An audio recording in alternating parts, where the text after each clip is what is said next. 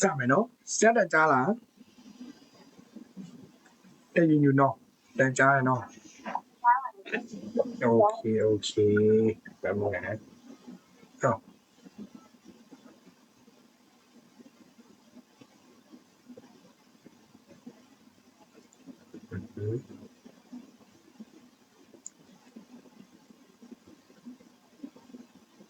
ဒီနေ့ဆရာတို့ကံခွက်ကလပ်ဟုတ်တယ်နော်ကံခွက်ကလပ်မတင်ရသေးဘူးနော်ကံခွက်ကလပ်ဆိုတာဘာတွေလဲဆိုတာတခြားလေးကြည့်ရအောင်နော်โอเคစလုံးပေါင်းမယ်ဆိုရင်ကောအမ်ခမ်ခေါ်အူဘောคู่ကောလောအမ်ကလမ်နိုင်တူကလမ်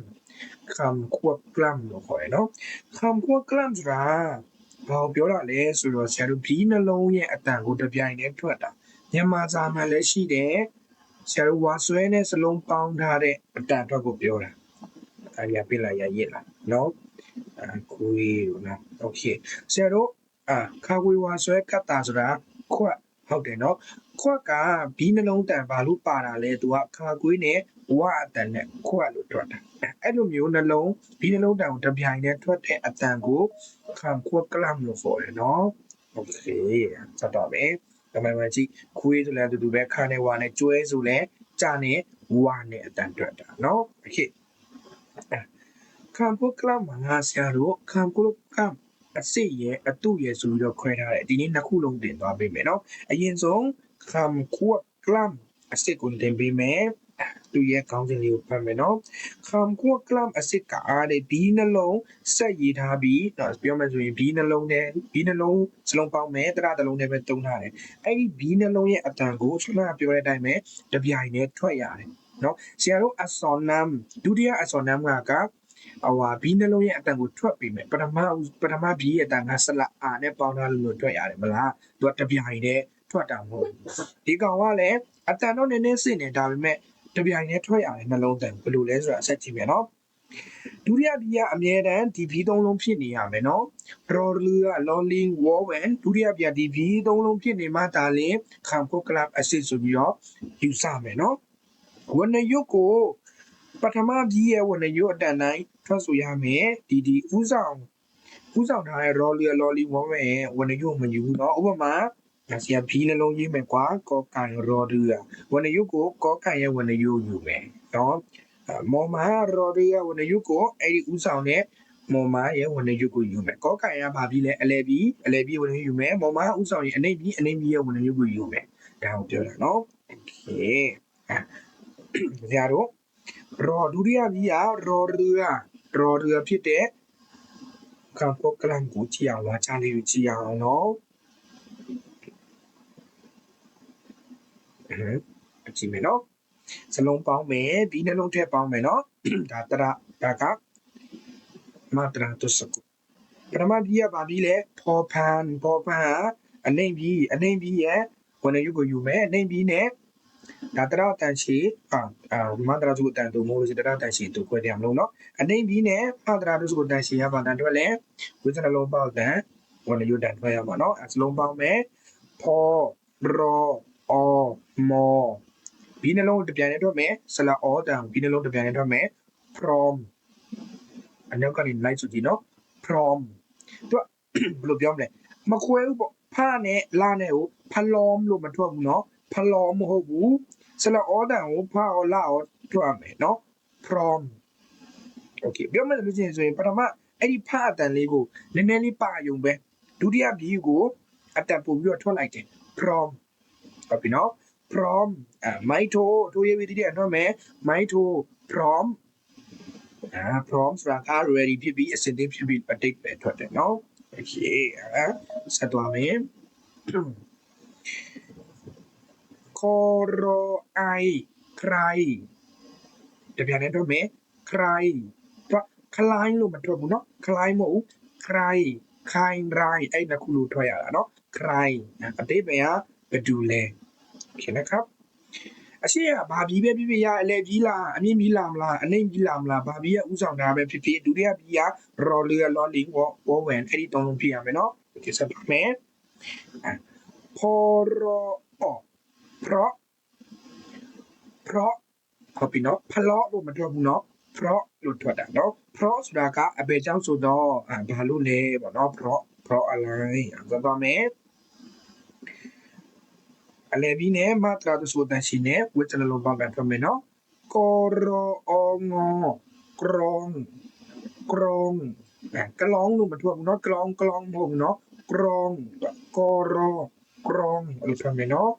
กรองโอเคแปลว่าอะไรไม่รู้นะกรองဆိုတာအတိတ်ပဲလို့ရှိတယ်เนาะဆက်သွားမယ်ဒီအောင်ရိုးရှင်းကြည့်လိုက်မယ်လို့ရှိရင်ဘောပိုရောအိုဒရတ်ပိုရတ်ဆိုမှဖတ်နေနော်ဒါခမ်ကွက်ကလမ်နော်ဆိုတော့ဒီနှလုံးကိုဖတ်ရမယ်အလေဘီကဥဆောင်ထားတယ်အလေဘီနဲ့မကာတို့စကုတန်တူနဲ့ဧကတန်ထွက်မယ်နော်ပေါ်ရောအိုဒပရိုเห็นไหมสระอูแต่ป้าสาวอะไรสระอูแต่ทำไมรอเรือล่าอะไรสระอูแต่จะพยายามทำไมโปรดโปรดมาพูดเนาะโปรดสุดเฉยมาบีโปรดสีโปรดสตอมเนาะขอรออุครูขอรออะคราครูคราไปชี้ครูคราขลูขลาลงมันถ้วยเห่าเนาะสระอุดันทั่วไปเนาะตอนนี้ดันทั่วไปในบีเนี้ยมาการสูตรตันตัวเนี้ยพอรออะพระครับเวลาพระสุดากาเสด็จอุเซนพงยีดูอะไรพยาวเลยพระเราขอเลยเนาะอันสุดท้ายเลยพี่เนี่ยมาตราสุดแต่สิ่งอีกนั่นเพื่อไปเนาะตอรออุงอตรงสุดากาเพี้ยวนะเตะเราเนาะมาเกาคุยบัวเนาะตรงสุดจ้าบุเรนไปเนาะโอเคครับสุดท้ายအနေပြီးနဲ့မတရာတို့ကိုတန်ချင်နေချက်တော့sorry ပါဝိသနဘောတန်တော့မယ်နော်ခေါ်ရောအငေါครั้งမိုက်တိုတိုးရေးပြီးတတိယတော့မယ်အနေပြီးကိုဝန်နေယူထားလို့နော်မိုက်တိုครั้งโอเคခလန်းမဟုတ်နော်ခလန်းလို့မခွဲဘူးครั้งအရှိကဘီရဲ့တန်ကိုပါယုံတက်ပဲနော်ครั้งโอเคครั้งละအကြိမ်อีတော့ကိုပြောတာเนาะ1ครั้งတစ်ကြိမ်2ครั้ง2ကြိမ်အဲ့ဒီအကြိမ်อีတော့ကိုပြောတာပတ်တော့นะครับ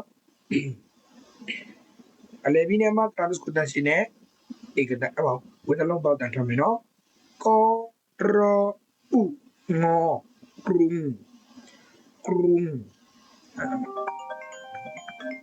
လို့ထွက်တယ်เนาะခဏလေးရှာပေပုံစံလာလို့ခဏလာHello?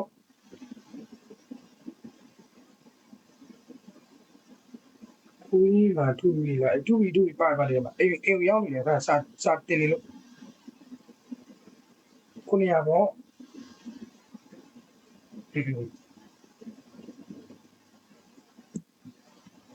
ဒီစတော့မနော်ကရုံကပါလေမြို့ပြောတာ ਨੇ ကရုံဟုတ်တယ်မြို့လို့လည်းအတိတ်ပဲတော့နော်ကျတော့ဂုံထေကိုဂုံထေကိုခေါ်ရမလားဒီကောင်ကြီးနဲ့စလုံးပေါင်းထားတယ်နော်ဒီဆက်သွားမယ်ခေါ်ရောဦးခရူခလူလို့မပြောဘူးနော်ခရူခေါ်ဦးခူရောရူခူရူအဲ့ဒါကိုတပြန်နဲ့တွေ့တယ်ခရူဒီနော်ခရူဆိုတာကဆရာမကိုခရူလို့ခေါ်တယ်နော်ခရူလို့ပြင်ဆုံးခေါ်တာပေါ့နော်ဆက်သွားမယ်လေဘီနဲ့မတ်ကန်ကိုတချင်နေဝစလုံးပါတော့မယ်နော်ပေါ်ရောဦးငေါပရုံဆိုတာက0ဒီစားငံလာပေါ်လာဆိုတဲ့အဲ့ဒီဟာတွေထည့်လိုက်တာလေအဲ့ဒါပရုံလို့ခေါ်တယ်နော်အစာပလာပေါ့ဟလားမပြောတတ်ဘူးနော်ပဲ့တော့ครับလေဘီနဲ့မတ်ရာကိုတန်တော့နေအေတန်တော့မယ်ပေါ်ရောအဘောပရာဆိုတာကတန်ကြီးဆောင်တာเนาะကျန်တို့ဆိုင်ရအုပ်ထုံမဆောင်လို့ရဲက900တန်ဆောင်ရအဲ့ဒီတန်ငွေဆောင်တာကိုပရာလို့ခေါ်တယ်เนาะครับပဲ့တော့ครับအနေပြီးနဲ့တရာတန်တူနဲ့မတရာစကုတန်တူနဲ့ဘာတန်တော့လဲတတိတန်တော့မယ်နော်ဖောရောဤကောပရိတ်ဆိုတာကငရုတ်တီကိုပြောတာနော်ပဲတော့ဧကတန်တော့မယ်ကောရောအာဘောကရာ กราบဆိုတာကဆရာတို့ရှင်းကိုတာကိုပြောတာနော်ဥချတာပေါ့နော်ဥချတာကိုกราบโอเคအဲ့တော့นะครับအခုမှဝင်လာတယ်ရောမိပါမယ်ဆက်တော့မယ်နေပြီးနဲ့မာတရာတို့ကိုတန်းရှင်းနဲ့ကျတဝါတန်ထွက်မယ်အတူတူပဲနော်ဒါနဲ့ခေါ်ရောအောင်ငေါခရောင်းခရောင်းခေါ်ရောအေငေါခရင်နှစ်ခုပေါင်းနော်ခရောင်းခရင်อะไรอ่ะครองแครงครองแครงเห็นนะครับออกให้ดูนะคลองคแรงรวมมาทั่วเนาะครองแครงนั่นแหละโอเค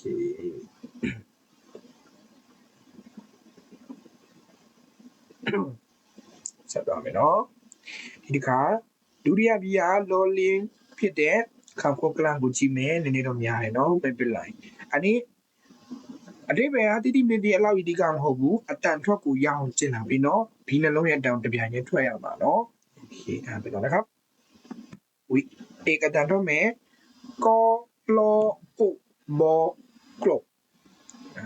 ကလုတ်ကလုတ်နော်စလာအိုတန်ပါမယ်နော်ကလုတ်လုံးမထွက်ရအောင်နော်ကလုတ်ဆိုလို့ရှိရင်ဟု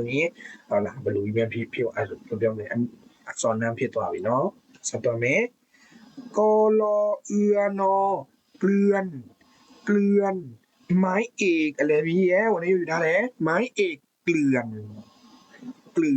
สุดแล้วกลบเกลือนโอเคนะครับสัตว์ทำไมเอกวัฒนธรรมทำไมกลอุมกลมสุดนะครับวายเนี่ยลูกดิบกันเท่าไหร่เนาะกลเอียเกลียอะไรกลียมဟုတ်နော်เกลียโอเคนะไม้โทเกลียกลอมกลอมไม้เอกกล่อมสุดแล้วนะครูပေါင်းเนาะเกลียกล่อมဆိုတာဖြစ်မယ်ရှော့မော့တာပေါ့เนาะရှော့မော့တယ်လို့အဓိပ္ပာယ်ထွက်တယ်ပြောမယ်ဆိုရင်ကประมาณนั้นแหละဒီတိုင်းပဲเนาะဒီဆက်သွားမယ်เนาะဘယ်လိုမှလာတော့မယ်ကောလောဤငေါကလင်းစလက်ဤတပါမယ်เนาะမိုက်ထိုလေဗီယူထားတယ်ကလင်းဆိုတာကတိန်တလိမ့်နဲ့လိမ့်သွားတာကလင်းလို့ခေါ်တယ်เนาะပြတော့นะครับဘယ်လိုမှတိုင်ရတော့မယ်ပေါ်လောဤနောเปลี่ยนไม้เอกเปลี่ยนဆိုတာကလဲတာပေါ့เนาะတစ်ခုနဲ့လဲတာကိုเปลี่ยนဖြစ်นะครับไปต่อตรงนี้นะครับปลอาปลาဆိုတာကငါလို့အဓိပ္ပာယ်ထွက်တယ်เนาะဆရာတို့တော့ဘယ်လိုပြောမလဲရေးတော့မှဖတ်တော့အတန်တစ်မျိုးဖြစ်သွားတာဆရာတို့ဈေးမှာပဲဖြစ်ဖြစ်ဒီထိုင်းတွေခေါ်တာပဲဖြစ်ဒီငါ့ကိုတို့ကပါစောက်တစ်လုံးတန်မဲ့ထွက်သွားတော့တယ်ဒီလောလင်းရဲ့အတန်ကိုမထွက်ဘူးတကယ်ထွက်ရမှာကနှလုံးလုံးရဲ့အတန်ကိုထွက်မှာအတန်ထွက်မှာပါနော်ပလာไม่ใช่ปลาပေါ်อาปลาလို့အတန်ထွက်လို့ရှိရင်သူအဓိပ္ပာယ်တစ်ခုရှိတယ်ဒီလက်နဲ့ပစ်ပေါက်လိုက်တာလေအဲ့ဒါလည်းပါလို့ခေါ်တယ်အဓိပ္ပာယ်နော်โอเคအဲ့ဒါนะครับဒါပါတရနဲ့စလုံးပေါင်းလာတော့စလက် E လည်းပါတယ်စလက် E လည်းပါတယ်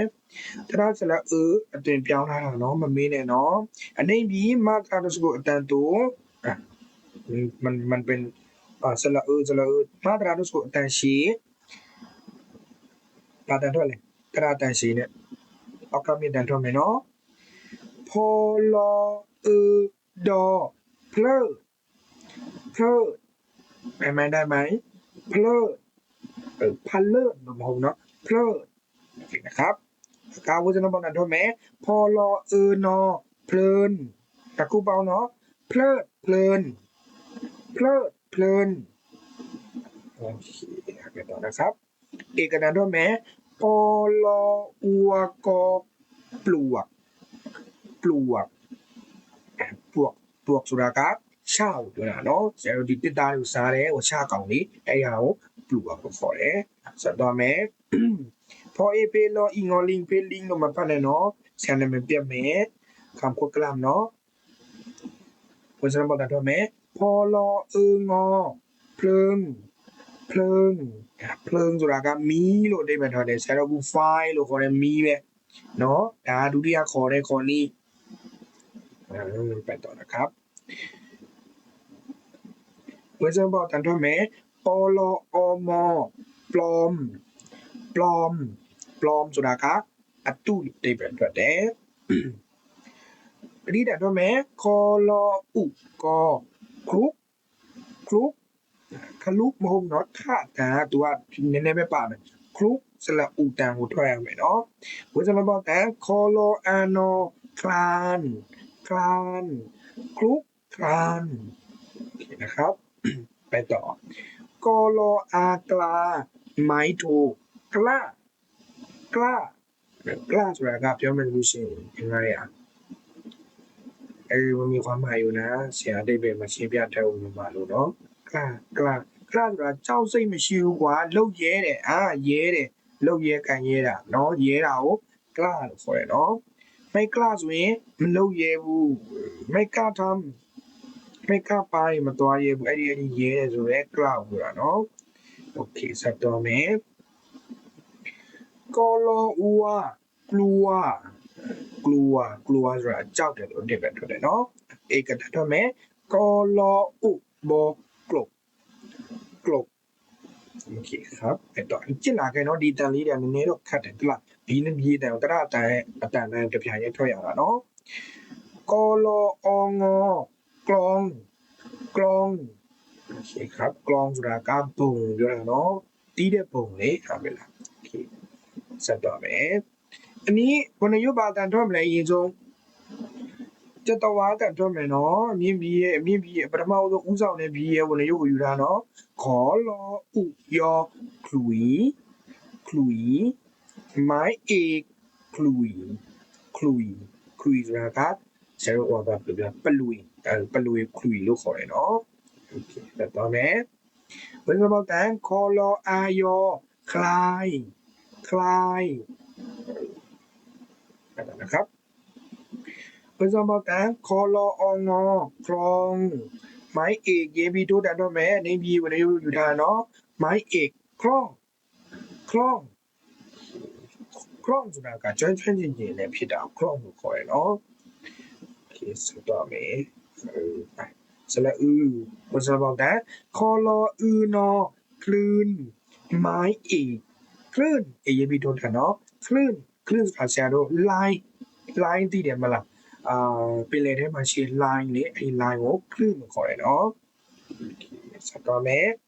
เพื่อนจะบอกแต่ปลอายปลายโอเคปลายแบบเทคอยู่ด้วยเนาะ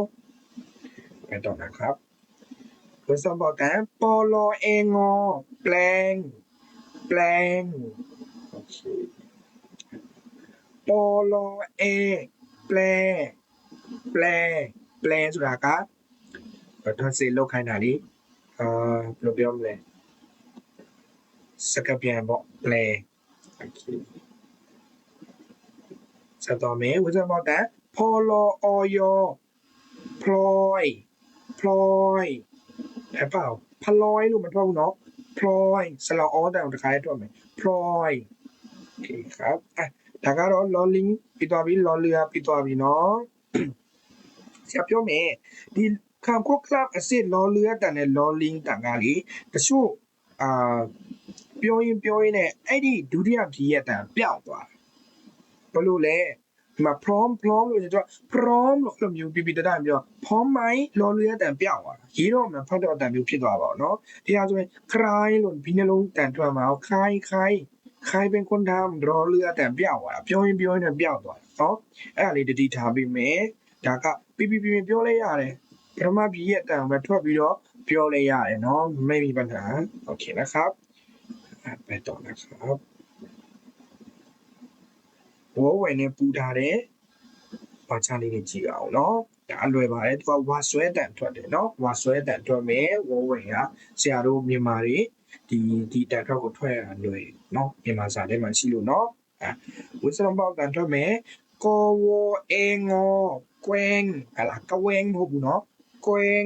ไม้เอกแกวงกวไอควาย แกว่งไกวเห็นไหมว่าช่วยตัวแกว่งไกว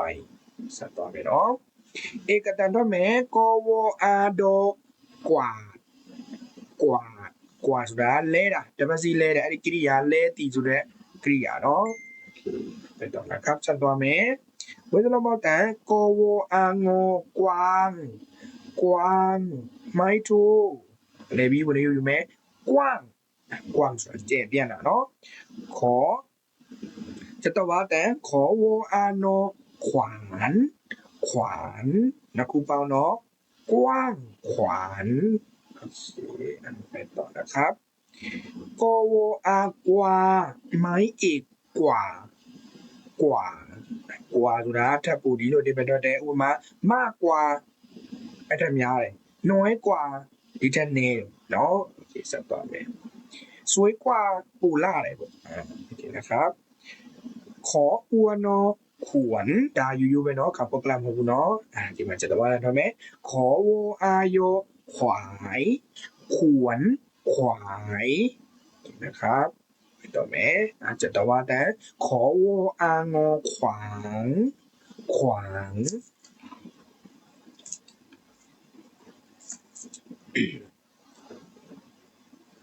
ขวางဆိုတာကကုလုကလန်နဲ့ပိတ်နေတာပြောတာขวางဥပမာกูလမ်းကြောမဲ့နေရာကိုသူကကားရက်ထားတယ်จอดรถขวางเนี่ยเนาะဆက်ပါမယ်ဘယ်စမောက်တဲ့ခေါ်ဝအီငေါခွင်းတို့ရပြီးတည်းရတော့မယ်မိုင်းတူခွင်းခေါ်ဝအာငေါခွางမိုင်းတူခွางခွင်းခွางခွင်းခွางဆိုတာကဘယ်လိုပြောမလဲမြန်မာမှာလည်းရှိတယ်ဝီလီဖြစ်တာဆိုတာဘယ်လိုလဲအခုတောက်ကြီးဖြစ်တာခွင်းခွางဆက်သွားမယ်เอกตัดขอวอีดอขวิดအတိတ်ပဲဘာလို့ထင်လဲขวิดဆိုတာကမိုက်ဖွင့်ပြီးတော့ဖြည့်ကြည့်ပါဦးขวิดအဲ့ကောင်မလားဆရာကြောင်းလားအဲ့ပါဦးချင်းအတိတ်ပဲကဘာလဲသိလားขวิดဆိုတဲ့အတိတ်ပဲကစကားပြောတယ်စကားပြောတာคุยสการข้ออุยอคุยคนละเสียงคนละความหมายดักควิด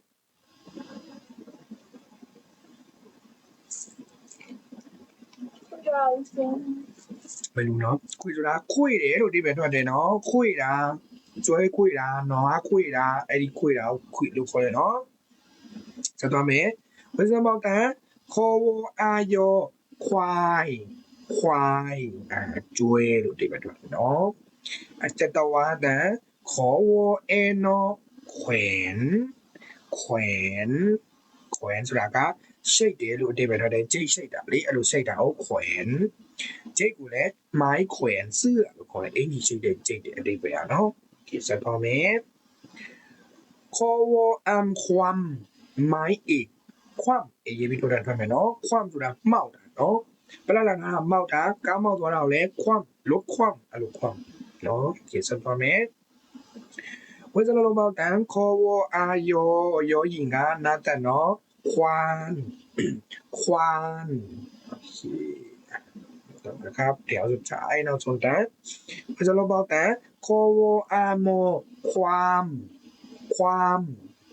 เขียนนะครับခေါ်ဝเอโนแขวน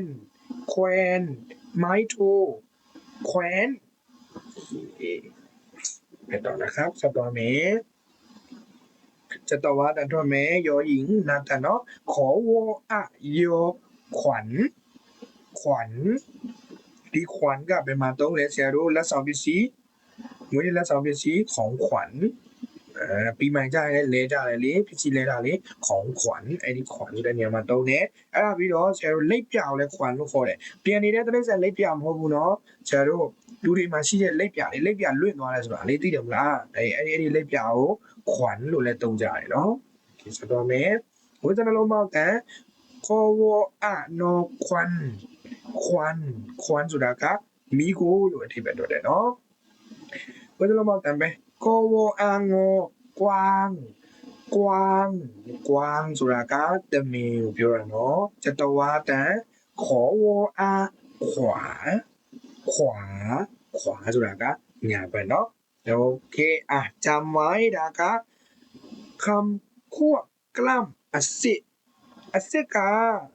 ဘာလဲဒုတိယဘီယာရော်လီလော်လီဝေါ်ဝယ်အမြဲတမ်းဖြစ်နေရမယ်ဘီနှလုံးရဲ့အတန်ကိုတရတန်တိုင်းတစ်ပြိုင်တည်းထွက်ရမယ်ဟုတ်ပြီလားအဲ့ဒါပြီးတော့ဝဏ္ဏယုတ်ကို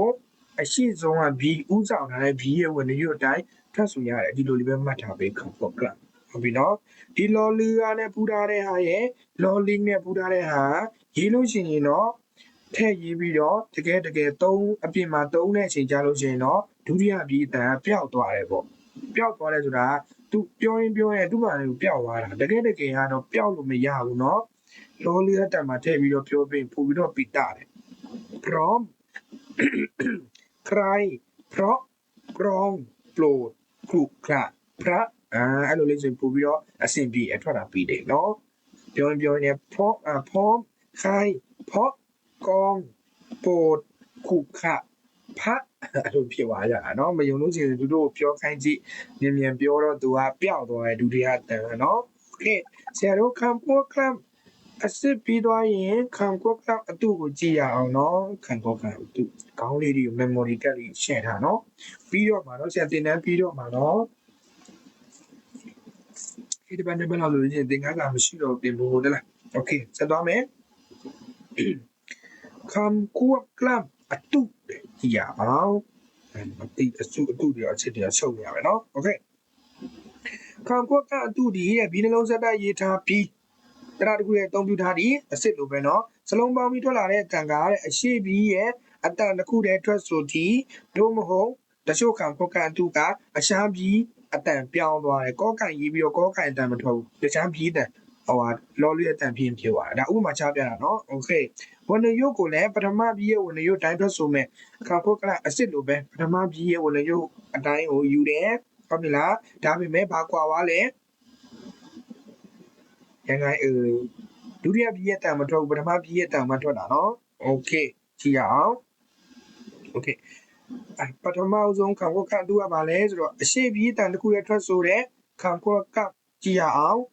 အရှိဘီကတဲ့ဘာဘီတွေပဲဖြစ်နေရမလဲခံကိုကအတူဖြစ်ဖို့အတွက်ကြောချမ်းစောဆိုးစောဆလာစောစီဟာဒီဘီလေးလုံးဖြစ်ရမယ်အရှိဆုံးဘီကဒုတိယဘီကရော်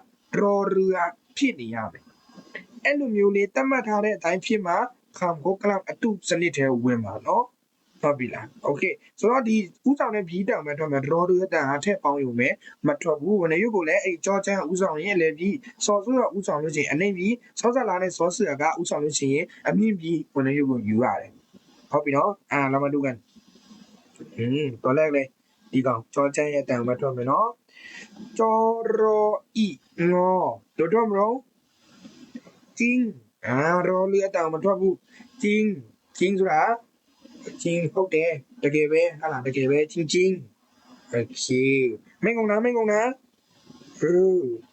ထမဘီကတတ်မှတ်ထားတဲ့ဘီဖြစ်မယ်ဒုတိယဘီကရော်ဒူဖြစ်ရမယ်เนาะအဲ့ဒါမှခါဖို့ကအတုလို့ဖတ်ရမှာเนาะတလီလို့မထွက်လဲเนาะဆက်သွားမယ်ဆော့ဆိုးကဥဆောင်နေဒေါ်လီဒုတိယဘီခါဖို့ကအတုစောရောအိုင်ဆိုင်ဆော့ဆိုးတန်ထွက်မယ်စောဆိုးရဲ့ဝင်တွေကိုယူမယ်မိုက်ထိုဆိုင်တတိတာเนาะဆိုင်โอเคစောဆလာကဥဆောင်ထားတဲ့ချက်တဝါလန်ထွက်မယ်เนาะစောရောအောင်ဆောင်ချက်တဝါတဲ့မိုက်ထိုဆောက်လို့ဒီကထဆောက်ဆိုတာဝမ်းနေတာပေါ့เนาะဝမ်းနေတမန်မဲ့ထွေနဲ့မျက်နှာယူဝမ်းနေဆောက်တမိုင်းဘာလို့ဝမ်းနေနေရတော့ဟုတ်ပြီလားစတော့မယ်စောရောဤစီပထမဘီရဲ့တန်ဝတ်ထွက်တယ်စီရှိนะครับစတော့မယ်တော်တာမတာဆိုမဲ့ကိုนะครับအမြင်ဘီနဲ့မတာဆိုတန်တော့နဲ့အိတ်တန်စောရောအထောစတ်โอเคထောအားထားစတ်ထားဆိုတာကယုံကြည်ကိုးကွယ်တာကိုစတ်ထားလို့ခေါ်တယ်နော်ဆောလူစီမတာဆိုမဲ့ကိုထဲမှာပါတယ်စောရောအေစောစေတော့ဒီလိုတန်ထွက်တာနော်စေထောထန်ထောဤထီထောထန်အမြင်ပြီးနော်စတဝါဒထွက်မဲ့တရတန်ရှင်နေစလုံးပေါင်းတာနော်စေတီဆိုတာက ဟုတ်ပါတတိယကရှမ်းသာကျွေဝါပါစေတီโอเคนะครับไปต่อออาสรอุมสมอาสมဆိုတာဦးစင်းနေနေရဲ့ဦးစင်းနေဘယ်လိုပြောမလဲကျင်းတဲ့နေရာပေါ့ဟုတ်လားအဲ့ဒါအာစမလို့လေနော်โอเคဆက်သွားမယ်สอรใช่เปล่าวะไม่แน่ใจนะဒီကောင်တိတ်မှဆရာไม่ชัวร์ไปหาเอาเองนะအတိပဲပါလဲမသိခဏပြလိုက်တာမလားတော့မသိဘူးเนาะအာဆိုဒါပေမဲ့ဘုံเจ้าနဲ့တော့ပတ်သက်တဲ့ပဲเนาะပဲတော့ครับสอรอางอจะตะวาแต่นู่นมีสังไม้โทสร้างဆိုတာဗာလေတိဆောက်တာကျွန်တော်ပယံကိုก่อสร้างခေါ်ရမလားဒီရတဲ့ဆုံးပေါင်းရနော်ก่อไม่ก่อสอรอางอสางไม่ถูกก่อสร้างတိဆောက်เนาะပယံบอกโอเคนะครับไปต่อจะตะวาแต่ยินด้วยไหมสอรออยสอยไม้โทสร้อยဆိုတာဆွဲကြိုးပေါ့နော်โอเคเอามีต่อสักต่อไหมสอรออะสะဆရာတို့ဒီကောင်လေးကဘယ်မှာပါလဲဒုတိယအစောနန်းထဲမှာလည်းပါတယ်เนาะဆရာပြောခဲ့ဘူးတယ်နှစ်ခုဖတ်လို့ရတယ်ဟလာသူ့ညာနဲ့သူစောရောအစာလုံးတန်တစ်ခုတည်းထွက်တာကိုလည်းဖတ်လို့ရတယ်တို့မို့စောလောအဆလာလို့လည်းထွက်လို့ရတယ်เนาะဒီကောင်ကနှစ်မျိုးထွက်လို့ရတယ်တန်တော့ကဒီမှာဆိုရင်စခံခွက်ကသူ့ထဲကစကအတိပယ်ကဒီကုကံလို့အတိပယ်ထွက်တယ်တို့မဟုတ်ခေါင်းလျှော်တာပေါ့နော်စผมโอเคนะครับဆက်သွားမယ်จะตวาแต่สรอุงอสงจอจานมาตราดุสกุลไม่กดสรเอจอเสร็จเดี๋ยวเสร็จဆိုတာပါလဲပြီးဆုံးပြီးပေါ့နော်เสร็จแล้วโอเคนะครับဒါကပထမคำควบคำအတုဒုတိယคำควบคำအတုကိုကြည့်မယ်အခြားပြီးတန်ပြောင်းသွားတဲ့คำควบคำโอเคนะครับဘယ်လိုပြောင်းသွားလဲကြည့်အောင်သူရဲ့คำควบคำအတုကိုနော်ပထမပြီးကထော်တဟန်ဖြစ်မယ်ဒုတိယပြီးကရော်လျာဖြစ်ရမယ်ဒီလိုမျိုးလေးပေါ့စလုံးပေါင်းထားလို့ရှိရင်ထော်ရောဟုတ်ပြီလားထော်ရောနှလုံးပူးလိုက်တာနဲ့စလုံးပေါင်းပြီးထွက်လာတဲ့အတန်ကဘာဖြစ်သွားတော့စော်ဆိုးအတန်ဖြစ်သွားတယ်ဝဏယုတ်ကိုလည်းအဲ့ဒီစော်ဆိုးရဲ့ဝဏယုတ်တိုင်းယူမယ်စော်ဆိုးကအနှိမ့်ပြီးရဲ့ဝဏယုတ်တိုင်းယူမယ်နော်ကြည့်အောင်ထော်ရလော်လျာစော်ဆိုးဖြစ်သွားပြီစလာအပေါ်ပိုင်းမှာစလုံးပေါင်းပြီးထွက်လာတဲ့အတန်ဟာဒီကောင်ဒီလိုမျိုးထွက်ရအောင်စလုံးပေါင်းမယ်ထော်ရောအာတောစော်ဆိုးကနေပြီးတရတန်ရှိမတရတဆိုတန်တို့အောက်ကမြင်တယ်မယ်နော်ထော်ရောအာဘောစာကြမ်းမိုင်းတိုင်းနာဒေါ်ရအလော်လျာပူလိုက်လို့ချင်းစော်ဆိုးဖြစ်သွားတယ်နော်စာလို့ခေါ်တယ်ဟောโอเคဆက်သွားမယ်ထော်ရောဥငေါဆုံးစော်ဆိုးနဲ့ပေါင်းလို့မျိုးထွက်ရတယ်ဆုံးโอเคတတိယတော့မယ်နော်ဆိုမတရဆိုတန်တို့တရတန်တို့နော်ထော်ရောဥဒေါ်สุดสุดนะครับဆက်သွားမယ်ဘယ်လိုပါလဲတော့မယ်ထော်ရောအာယောဆိုင်နည်းနည်းရှုပ်မယ်နော်ဆိုင်ဆိုတာတဲလို့အဓိပ္ပာယ်ထွက်တယ်နော်ဆိုင်ပေါ်ပန်မော်ဘယ်မိုင်းနဲ့တက်ထားတယ်ရော်ရက်အပေါ်မှာမိုင်းကလန်မိုင်းတက်တစ်ခါလေးပါတယ်ထည့်ထားရုံတက်ပဲအပူစလုံးနော်ထော်ရောအဖောစပ်တတိတန်တော့မယ်နော်နေပြီးတရတန်တို့မတရဆိုတန်တို့စပ်ဆိုတာကပြောပစ္စည်းဥစ္စာစပ်လို့ခေါ်တယ်နော်အပြည့်စုံဆိုလို့ရှိရင်စပ်စီလို့ခေါ်တယ်နော်ဆက်သွားမယ်ချက်တော့ဝုဇ္ဇနမောတန်ထော်ရောအာမောဆမ်โอเคထော်ရောတွေ့လိုက်တာနဲ့စော်ဆိုးတန်ပြောင်းမယ်နော်ဒါထော်အိုထိုးလောအိုမောလုံးထိုးလို့မဟုတ်ဘူးနော်ထော်ရောအိုမော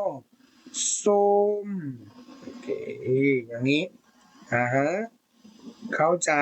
တဘောပေါက်မယ်လို့ထင်ပါတယ်နော်ကိုအတွက်ပါဆက်လုပ်အောင်လဲဆိုတော့မှတ်ထားယူမယ်မှတ်ရမှာနော်โอเคကောင်ကလပ်တင်တယ်ပြီးပြီနော်ဆရာတို့ရှိတဲ့ဘက်ကျလို့ချင်းဆိုရင်ရောဟန်ကိုဆက်သွားမယ်မိုက်ပွလို့ရပြီဗာမေးခြင်းလဲဒီနေ့သင်ခန်းစာနဲ့ပတ်သက်ပြီးတော့ဗာမေးခြင်းလဲပြ